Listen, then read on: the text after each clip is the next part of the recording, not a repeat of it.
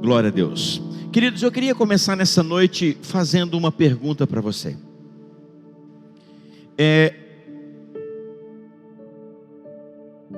Na sua opinião, qual é o estado hoje da humanidade? Como o ser humano se encontra? Você que está nos vendo aí pela TV ou pela internet, como você vê a humanidade hoje? Queridos, apesar de toda a tecnologia, apesar de toda a ciência, toda a evolução, as notícias, infelizmente, elas não são muito boas. Quando você olha para os homens, quando você olha para a humanidade, o que você acha? Que as pessoas estão mais debaixo de uma luz? Ou você acha que as pessoas estão mais debaixo de umas trevas? Elas estão andando mais na luz, ou elas estão andando mais na escuridão? Eu acho que a sua resposta vai ser como a minha.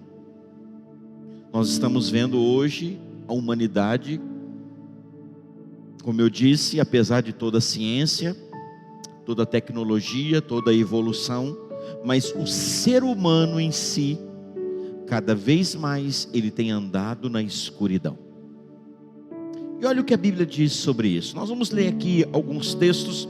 Se você tem aí a sua Bíblia, se não, você acompanhe conosco. O primeiro texto que eu quero ler, o capítulo 3 de João, diz assim: o julgamento é este, que a luz veio ao mundo. Que luz é essa, irmãos? Quem que veio ao mundo como luz? Jesus. Quando que as trevas entraram? Com o pecado. Eu não estou falando simplesmente de luz natural, ainda que eu vou falar um pouquinho sobre isso aqui, a importância do significado disso na nossa vida. Mas essa luz que a Bíblia diz aqui é Jesus. A luz veio ao mundo e os homens amaram mais as trevas do que a luz, porque as suas obras eram más.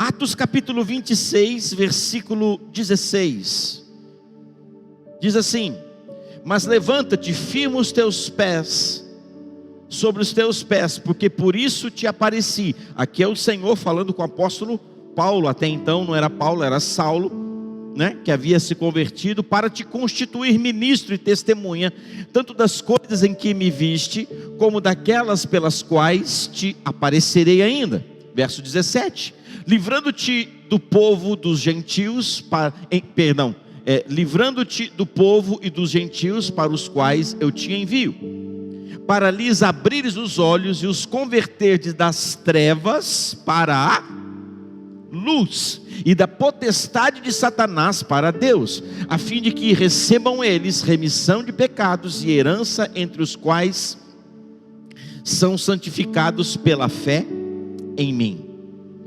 Deus está falando para Paulo: Paulo, olha, eu vou enviar você para que você tire as pessoas das trevas e tragam elas para a luz. Irmãos, desde que o pecado entrou no mundo, o homem tem andado em trevas, o homem tem andado em escuridão. Efésios capítulo 5, versículo 11, mais esse texto diz assim: e não sejais cúmplices nas obras infrutíferas das trevas, antes porém reprovai-as. Nós não podemos aceitar as obras das trevas, ser cúmplices. Vemos esse quadro desse mundo tenebroso que estamos vivendo, de escuridão, e falarmos assim: não, é assim mesmo. No final eu vou falar sobre isso, a importância de eu e você como luz no meio dessa geração. Essa geração que precisa tanto da palavra de Deus, essa geração e esse mundo que precisa tanto da luz, mais do que um plano econômico, mais do que bons administradores, mais do que coisas, as pessoas estão precisando de serem iluminadas, irmãos. Porque elas estão correndo atrás de tantas coisas e continuam nas trevas. Elas estão correndo atrás de tantas coisas e continuam na escuridão. Elas estão sonhando com tantas coisas, mas continuam caminhando na escuridão.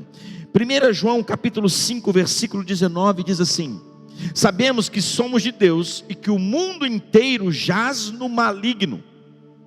A Bíblia nos mostrando o quadro que a humanidade se encontra. O mundo está no maligno, irmãos. O ser humano tem sido mal a cada dia. A maldade tem reinado no coração das pessoas, o egoísmo. Por causa do egoísmo, as pessoas elas matam. Por causa do egoísmo, as pessoas elas fazem tantas coisas ruins nessa terra.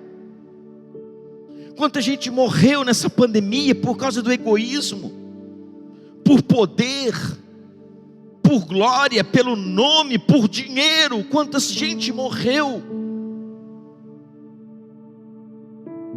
É o coração do ser humano. Não importa o que aconteça com os outros, importa o meu bem-estar. Não importa como eles estão, importa como eu estou. Não importa como eles vão ficar, importa como eu vou ficar. O mundo jaz no maligno. E em Mateus capítulo 4, versículo 16, diz assim também: o povo que jazia em trevas viu grande luz, e os que viviam na região da sombra da morte, resplandeceu-lhes a luz. Ou seja, há uma esperança, há uma luz para esse mundo. Jesus veio como luz para esse mundo, irmão. E você vai ver nessa noite, através de quem Ele também quer resplandecer. Diante disso, irmãos, diante desse mundo tenebroso, o que foi que Deus fez? João capítulo 3, versículo 19. Mais uma vez, o julgamento é este, que a luz veio ao mundo. Deus enviou a luz. João capítulo 3, verso 16 diz assim: porque Deus, como o Sidney citou aqui, porque Deus amou o mundo de tal maneira que Ele fez o quê? Ele entregou o seu Filho, para que nós recebêssemos a luz dele na nossa vida. Está faltando luz na sua casa? Você sabe por que às vezes tem tanta discórdia? Você sabe por que tem tanta briga, tanto desentendimento?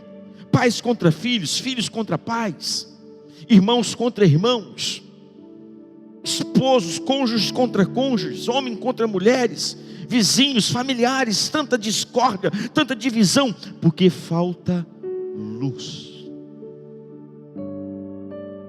A escuridão faz com que nós percamos o rumo da nossa vida. Eu estava falando hoje pela manhã que nós, seres humanos, nós não fomos criados para viver a maior parte do nosso tempo na escuridão. Ainda que algumas pessoas necessitam passar por isso, trocar o dia pela noite, nós sabemos que a noite foi feita para mim e para você, para o descanso. É diferente, você sabe que é diferente dormir durante a noite e dormir durante o dia. É diferente. Há lugares no planeta Terra, no hemisfério norte, na região da Escandinávia, ali para cima da Inglaterra, no norte da Europa, Suécia, Noruega, há regiões ali que no verão eles têm 6 meses de completa claridade, e durante o inverno eles têm 6 meses de completa escuridão. Nunca clareia por 6 meses. Você é capaz de imaginar? Você viver 6 meses no escuro? Aonde se aumenta, onde se tem o maior índice de depressão, de suicídio, porque nós não fomos seres criados para vivermos na escuridão. Nós somos seres que fomos criados por Deus para viver na luz. Porque quando você anda na luz, você sabe aonde você pisa, você sabe para onde você vai. Eu estava falando hoje de manhã também, que alguns anos atrás nós levamos os nossos filhos, já fomos algumas vezes, talvez você já foi, naquele parque aqui perto de São Paulo, no Hopi Hari, e ali tem uma montanha russa, e eu brinco que foi o maior nível de adrenalina que a Débora teve na vida dela, que foi ir nessa montanha russa, porque o nível alto de adrenalina da Débora, o nível hard de adrenalina dela é a roda gigante. Aquilo ali é o nível máximo de adrenalina, e ela resolveu ir nessa montanha russa. E eu não, eu já sou o contrário, eu gosto daqueles brinquedos assim, quanto mais tontura te dá vontade de vomitar, é esses que eu gosto, mais louco é o que eu mais gosto de ir. E nós fomos nessa montanha russa. Ela não era tão radical assim, mas ela tinha uma peculiaridade. Ela era uma montanha russa, ou acho que é ainda, com certeza deve ter esse brinquedo lá ainda, que é uma montanha russa no escuro. E o interessante, quando você entra no carrinho, você senta ali, e que você entra e passa a cortina, você entra num recinto muito grande, talvez maior que esse aqui, e tem os trilhos, e é uma escuridão tão grande que se você colocar a mão aqui na sua frente, você não consegue enxergar a sua mão. E essa escuridão, quando você está numa escuridão completa, você perde a noção de direção. A gente se movimentava preso por aquele cinto ali, naquela cadeirinha, só que tinha momentos que você não tinha noção, se você estava indo de assim, se você estava indo, se você estava voltando, se estava descendo, se estava subindo, se estava indo para um lado ou para o outro, você não tinha noção para onde você estava indo. Por quê? Porque as trevas fazem isso conosco.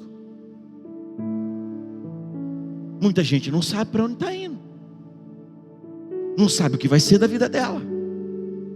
Para que você trabalha tanto? Para que você quer ganhar tanto dinheiro? Que eu quero ter um futuro melhor. E aí? Porque eu quero comprar uma casa própria. E aí? Depois que você comprar a casa própria, eu quero comprar um carro novo. E aí? Depois que você comprar o carro novo, eu quero comprar um sítio. E aí? Depois que você comprar o sítio, já percebeu que você já ficou velho? Você já percebeu que a sua vida já está caminhando para o final? Você já percebeu que talvez você olha para si e você percebe que você tem mais passado do que futuro? Se você já passou dos 50, se você está beirando os 50, eu quero te dar uma notícia. Não tô jogando nenhuma praga não, eu quero te dar uma notícia, porque eu já cheguei a essa conclusão. Eu tenho mais passado do que futuro. Eu já passei de 50, eu vou viver 102 anos. Para quê? Para onde nós estamos indo? Para onde você está indo? Para que trabalhar tanto? Para que brigar por tanta coisa? Para que lutar por tanta coisa se você não tem um propósito? Um propósito na sua vida. Como diz a Bíblia, do que adianta o homem ganhar o mundo inteiro e perder a sua alma?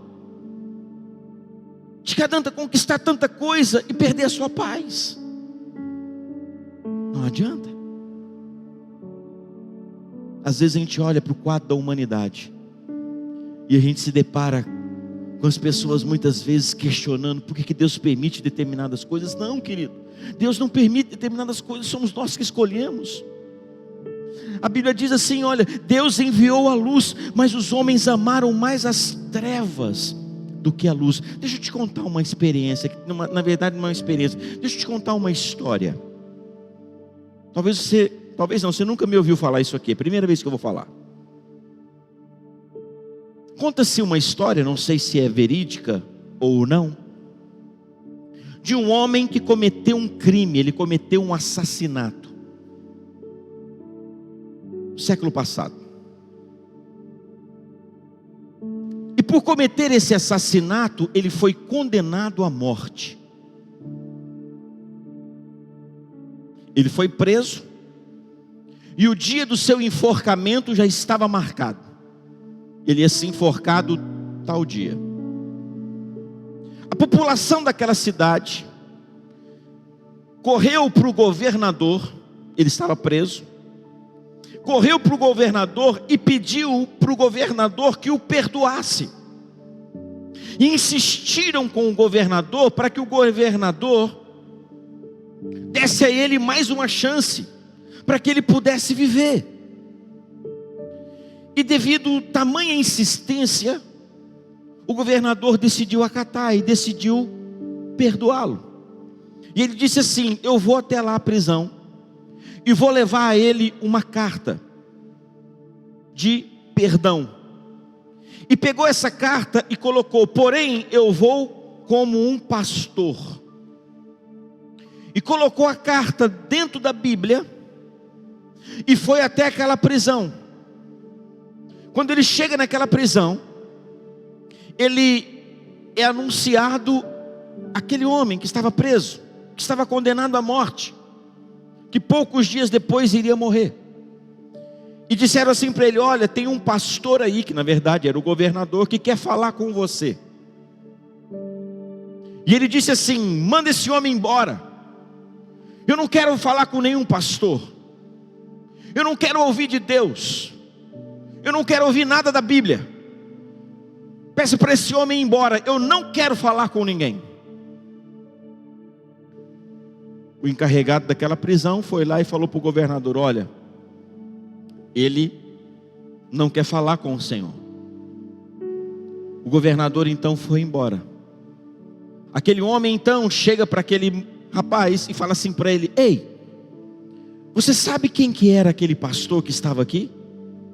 Aquele pastor era o governador, e dentro daquela Bíblia tinha uma carta de perdão para você. Você é louco, você ia ser perdoado. Ele ouviu aquilo. Passaram-se poucos dias, chegou o dia do seu enforcamento.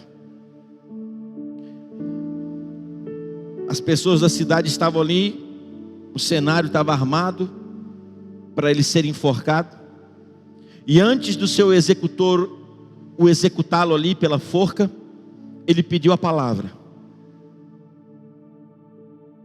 Eu posso dar uma palavra antes da minha morte? E os juízes ali disseram: sim, você pode. E ele falou assim: eu quero dizer a todos vocês, eu quero dizer a vocês, os jovens que estão aqui me vendo e daqui a pouco vão me ver morrer nessa forca, eu não estou sendo condenado, eu não estou sendo morto pelo crime que eu cometi. Eu estou sendo morto nesse momento, eu vou ser morto nesse momento pelo perdão que eu recusei.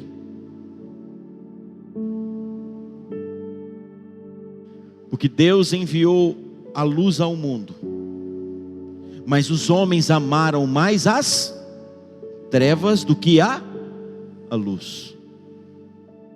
As pessoas não estão sendo condenadas, irmãos. As pessoas não vão para o inferno, não é pela maldade, pelos crimes, pelas atrocidades que elas cometeram. As pessoas, elas vão para o inferno, as pessoas não são salvas por causa do perdão que elas se recusam a receber. Que apesar de tudo isso, Deus perdoa. Apesar de toda a maldade, apesar de toda a barbaridade que o ser humano possa cometer, Deus nos perdoa. Mas as pessoas, os homens recusaram receber esse perdão, irmãos. Hoje não é diferente. As pessoas se recusam a receber Jesus, se recusam a andar segundo a luz desses ensinamentos, dessa palavra. A Bíblia diz no Salmo 119: lâmpada para os meus pés e luz para os meus caminhos é a tua palavra. Deixa eu te dar uma ilustração aqui para que você possa entender numa linguagem de hoje melhor. A lâmpada fala de iluminar os pés, e a luz fala de iluminar os caminhos. A lâmpada seria como o farol baixo do seu carro. Há momentos numa estrada que você precisa de um farol baixo. Você precisa ver o que está perto, precisa ser iluminado o que está perto de você. Se tem alguma vala, se tem algum buraco, se tem algum objeto, algum obstáculo na pista, na estrada ou na rua, você precisa de uma luz baixa. Mas há um momento que você precisa de uma luz alta, para que você não passe reto naquela curva perigosa. A palavra de Deus, ela só não ilumina os seus pés, mas ela ilumina também os seus caminhos. Quando você tem a luz de Deus, quando você tem a palavra de Deus, você não anda perdido, você não anda em trevas, a sua família não é enganada, a sua casa não é destruída. Por quê? Porque a luz chegou na sua casa, a luz chegou em você, e a luz ilumina os seus caminhos. E a Bíblia diz que quem anda na luz não tropeça. Pastor, eu tenho errado, eu tenho caminhado, minha coisa está meio complicada, em casa está um tumulto. Sabe por quê? Está faltando luz. Está faltando luz. Porque quando nós temos a luz, e eu quero te dizer nessa noite, essa luz chama-se Jesus. Jesus é a luz que nós precisamos nesse mundo, irmãos. Olha o que a Bíblia diz em Colossenses capítulo 1, versículo 13. Diz assim: e nos libertou do império das trevas, e nos transportou para o reino do Filho do seu amor. Outro texto, 2 Tessalonicenses 5:5, olha o que diz: portanto, vós todos sois filhos da luz e filhos do dia, não somos da noite nem das trevas. Você não é filho das trevas, você não é filho da noite, você é filho do dia, você é filho da luz. Jesus disse assim: eu sou a luz do mundo, eu sou a estrela da manhã, eu sou o sol da justiça. Ele ilumina você. Nós não somos filhos das trevas, irmãos. De outrora já fomos, eu já fui filhos das trevas, mas o Senhor me pegou e Ele me transportou. Vem cá, Érica, eu vou tirar você dessa escuridão. Eu vou tirar essa escuridão que a sua família se encontra. Eu vou tirar a escuridão dessa herança maldita que tem sobre os seus familiares, dessa herança terrível que tem sobre essa geração, e eu vou te transportar para o meu reino. Eu vou te transportar para o reino da minha luz.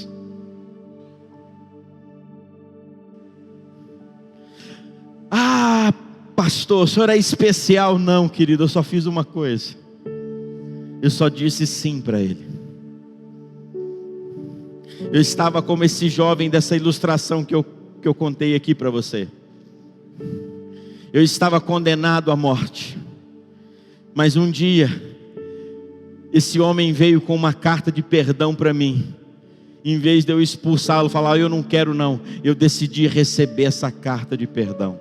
E à medida que eu recebi essa carta de perdão, o Senhor me transportou do reino das trevas e me colocou no reino da luz. Nós somos chamados para viver na luz. Outro texto de João, capítulo 1, versículo 5, diz assim: a luz resplandece nas trevas, e as trevas não prevalecerão contra ela.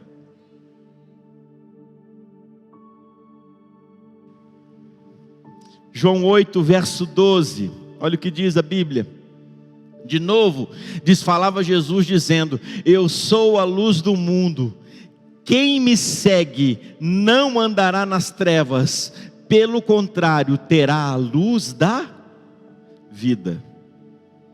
Quem o quê? Quem me segue. Não está dizendo quem sabe que eu existo. Esse é o problema. Há uma diferença entre crer nele e uma diferença de segui-lo. Deixa eu perguntar aqui para todo mundo: você crê em Jesus? Todo mundo vai falar, claro que você crê. Mas eu quero te perguntar: você segue ele? Você o segue? Você caminha nos princípios dessa palavra? Você anda nos seus ensinamentos? Há uma diferença entre seguir e crer. Estou terminando os últimos versículos aqui. Ele manifestou a sua luz, Mateus capítulo 17, versículo 1 e 2, diz assim: 6 dias depois tomou Jesus consigo a Pedro e aos irmãos Tiago e João e os levou em particular a um monte, alto monte.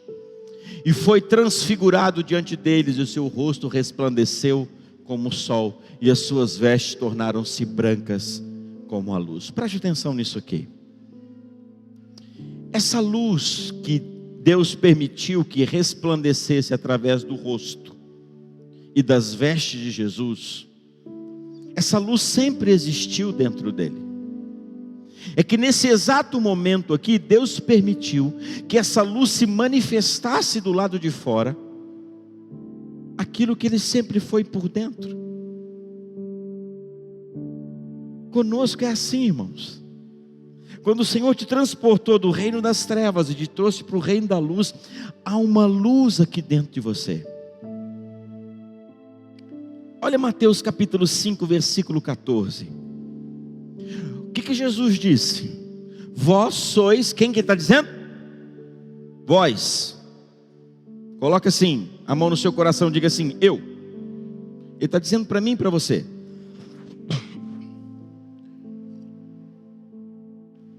Eu, você, vós sois a luz do mundo. Não se pode esconder a cidade edificada sobre um monte. Verso 15: não se acende uma candeia para colocá-lo debaixo do alqueire ou debaixo da mesa, mas no velador, e alumia a todos que se encontram na casa. Essas luzes aqui, elas estão iluminando esse lugar porque elas estão no alto, elas não estão debaixo das poltronas. Porque se elas estivessem debaixo das poltronas, nós não estaríamos vendo uns aos outros aqui. É o que Jesus está dizendo, a luz não é para ser colocada debaixo da mesa do alqueire, mas é para colocada no velador, para que não ilumine somente a você, mas ilumine toda a sua casa. Quando a palavra de Deus entra em você, irmão, você vai iluminar a sua família, você vai iluminar a sua vida, você vai iluminar a sua família. Eu quero te perguntar nessa noite, você tem iluminado a sua casa? Você tem iluminado o seu relacionamento, o seu casamento, a sua família? Você tem iluminado seus filhos? Você tem sido luz na sua casa? Ou você tem sido trevas? Ah, pastor, eu sou uma lâmpadazinha meia... mais ou menos, pastor. Não. Irmãos, ou a gente ilumina ou a gente não ilumina. Ah, eu sou, sabe aquela lanterninha que está acabando a bateria? Sabe aquela lâmpada que já está fraquinha já? Não. Jesus não disse para você ser uma lanterninha. Jesus não falou para você ser uma faísquinha, não. Jesus falou para você ser luz.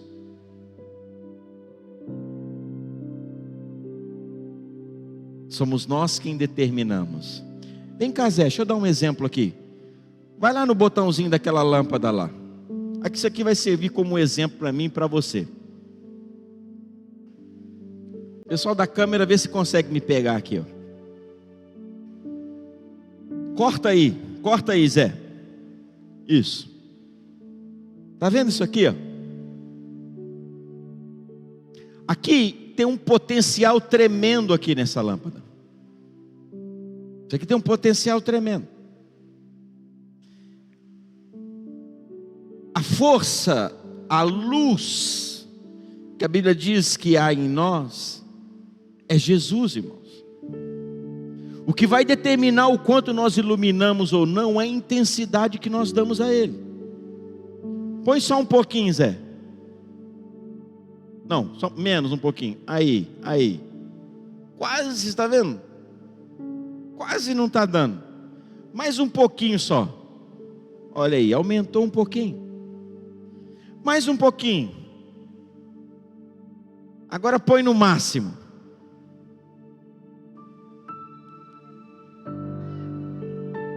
Está vendo a diferença, irmão?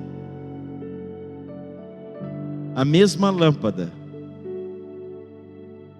Um monte de gente aqui. Alguns são bem fraquinhos e outros têm uma intensidade muito grande. Se vê de longe. Está relacionado o quanto você se entrega, irmão. Pode voltar ao normal, Zé, por gentileza, obrigado. É você quem determina, irmãos. E por último, um grande alerta para mim e para você. Está aqui em Mateus capítulo 6, no versículo 22. Preste atenção nisso que eu vou dizer, que está relacionado a isso que nós acabamos de vir aqui. São os olhos a lâmpada do corpo. Se os teus olhos forem bons, todo o teu corpo será luminoso. Se porém os teus olhos forem maus, todo o teu corpo estará em trevas. Os nossos olhos são as janelas, é a porta de entrada do nosso corpo. É a porta de entrada do nosso coração, a porta de entrada da nossa alma. A Bíblia diz que são os nossos olhos, nós somos atraídos pelos nossos olhos, pela cobiça que nos atrai e nos seduz, e depois que somos seduzidos, o pecado entra em nós e o pecado gera a morte. Mas tudo muitas vezes começa com um olhar. Aí Jesus começa a nos ensinar aqui uma coisa que eu demorei um certo tempo na minha vida para entender, que é o restante do versículo. Aí ele fala assim: caso a luz que há em ti sejam trevas. Irmãos, pela lógica, existe uma máxima que diz: aonde tem luz não tem o quê? Trevas. E aonde tem trevas não tem luz. Se eu acender uma luz fica claro, se eu apagar a luz fica uma escuridão. Aqui não está falando sobre penumbra. Ah, pastor, aí está falando, não, trevas, escuridão. Ou seja, se eu acender uma luz não vai ter trevas. Eu tenho uma direção, porque a luz ela tem o sentido de nos dar uma direção. As pessoas estão perdidas nesse mundo porque elas não têm uma direção, elas não têm um rumo para viver. Nascem, crescem, estudam, trabalham, casam, têm filhos, ganham dinheiro, ficam velhos e morrem. Só isso? Nós estamos aqui por causa disso? É para isso que se vive nessa terra? Não. Eu vivo para cumprir um propósito. Eu vivo para cumprir um propósito. Eu nasci para cumprir um propósito. Você não é fruto de um acaso. Ainda que você possa ser fruto de um abandono, ainda que talvez tentaram abortar você quando você foi gerado, você não está aqui por um acaso, você está aqui por um propósito de Deus, para cumprir um propósito, para cumprir uma missão. Você tem uma missão de Deus aqui nessa terra para cumprir, e eu não posso viver alheio a isso, irmãos. Aí eu perguntei para o Senhor: Senhor, como que a luz se torna em trevas? Se tem luz não tem treva, se tem treva não tem luz. Aí o Senhor está dizendo aqui: caso a luz que há em ti sejam trevas, que grandes trevas serão. Aí o Senhor começou a me ensinar. E o Senhor me disse assim: Eric, o que é a luz? Eu falei: Senhor, a luz é a tua palavra. Ele falou: ok. Sabe o que significa quando a luz se tornou em trevas? É quando você tem essa palavra aqui, mas ela não te ilumina. Você tem a luz. Dei o exemplo aqui de manhã, vou dar de novo aqui. Você tem a luz, mas ela não te ilumina. Caso a luz que há em ti, você tem a luz, mas pela falta da prática, pela falta da obediência, pela falta de andar nos princípios dela, eu continuo em trevas, eu continuo em escuridão, mesmo tendo a luz. Caso a luz que há em ti sejam trevas, e agora eu estou numa condição pior, porque antes eu não tinha luz, mas agora o que adianta eu ter uma luz, mas essa luz não funciona. Mas se eu pegá-la e conectá-la, irmão,